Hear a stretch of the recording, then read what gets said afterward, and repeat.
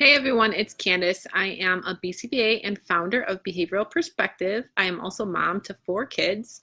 I am coming to you today to talk a little bit about a question that we asked yesterday. So we posed this question to our Facebook group and we asked, what are some of the most challenging things you as parents struggle with on a daily basis? And we actually received quite a few answers.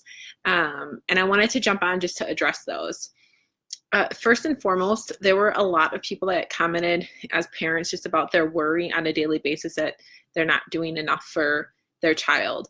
And I'm here to tell you that, trust me, moms and dads, you are giving it your all on a daily basis. I think we need to be easy on ourselves as parents and remember that we're always doing the best we can. And that's all we can do. And we need to take care of ourselves first. I know as a parent, I struggle with that often, sometimes wondering, did I do enough? Am I giving them enough attention? But we have to make sure that everything that's on our plate, we can balance as well so that we can be there for them. So that's first and foremost. Secondly, I have a comment. Hey, Erica. One of the common things that people commented on were behavior and communication. So I wanted to jump on really quick and remind you that those two things go hand in hand. So keeping in mind that all forms of behavior are forms of communication. So typically when we see any sort of what people might refer to as maladaptive behavior or problematic behavior, basically behaviors that you would like to see less of, let your child do less of. Those are all forms of communication. Your child is telling you something. So that's our job as behavior analysts, and that's what I'm here to help you with today, is to figure out what are they trying to tell you.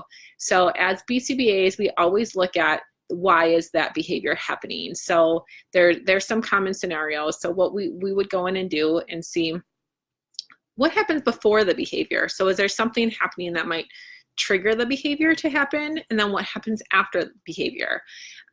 So another thing that was a common theme that I noticed as a response in those questions were a lot of those sensory overloads or meltdowns. So thinking about times where maybe you're going in the community and there's lots of noise, there's just lots of commotion around. I know sometimes that's hard for us as adults to process, let alone, children who have other sensory processing issues. So trying to think of all of those strategies we could help our kids with. What can we put in place to make that a little easier for them? Maybe that might be headphones that they could wear that are that help with the sound. That might be sunglasses if it's a light sensitivity. It might be figuring out, if you're in a crowded area, where can your child take a break at if they just need to step away from a moment, even if it's a family function, a park, or whatever you're doing. Can you identify a place that if your child needs a break and just needs to step away, that they can do that? So that was, again, a common theme.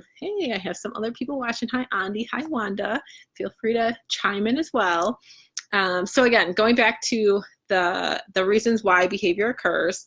So we're really looking at, it could be, there's the sensory piece to it. So looking at what we could put in place there. The other piece to it is it could sometimes be your child is trying to avoid a situation or escape a situation. And that could be sometimes what we refer to as a demand or command. So when we ask our child to do something, give them a direction, and they don't want to do it, or sometimes they don't have the skills to do it, and maybe they don't have the communication to say, hey, I need help, or this is too hard, or not right now, whatever that may be. So they may start engaging in some of that problematic behavior to escape or avoid that activity. So really the best thing we could do there, again, is try to jot down in a journal when you're seeing this problematic behavior and the situations in which it occurs, to see if you could find a pattern. And if it is the case that maybe that they're trying to avoid or escape something, trying to teach them the language in whatever way they communicate. So when I say language, I don't necessarily mean spoken words. That might mean a picture. That might mean they push a button on the voice output. That might mean they give you a sign and say, stop, not now, whatever it is. And we jump in and we try to set up situations in which we could teach that skill. If you think about how many times that we have to practice things. If you're trying to learn something new, if you're trying to learn a new language as an adult, think about how hard that is and how many times you have to practice hearing and saying it. So ensuring that we're being proactive and setting up those opportunities for our kids to proactively practice that language, not just when they're in those situations that are already difficult, so they're already getting frustrated, so their emotions are already, heightening, and then expecting them to use this new skill that they just acquired or that we're working on. So setting up situations that you would ask them to do something, and you would jump in and prompt them to say, no, not right now. Again, it could be sign, it could be PECS, whatever that is. And then honoring that. So teaching them that once they have that voice, once they are able to communicate, that's powerful, and that's more powerful than engaging in that problematic behavior, because what we want to do is replace whatever those meltdowns are or whatever those tantrums are with a more appropriate behavior and a more meaningful behavior for that child. So communication, those two things really go hand in hand. Let me see, some other big ones that I had from yesterday were, homework was one that I saw a lot of. Sorry, there's some sirens going on right now, so I hope that's not too distracting. But again, that could be a situation in which they're trying to escape or avoid the homework.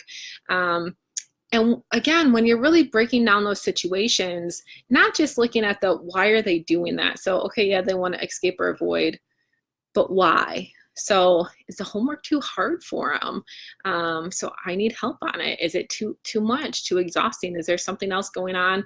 Maybe it's a writing task, and writing is tough. Whatever it is. So really trying to analyze those situations, take some good journal entries, look at that as a parent, try to figure out what those triggers are, and then look at ways where we could teach appropriate behavior in its place. So that is all I have for you today. I will jump on again soon and talk about some other strategies. Hope you have a good weekend, and see you later.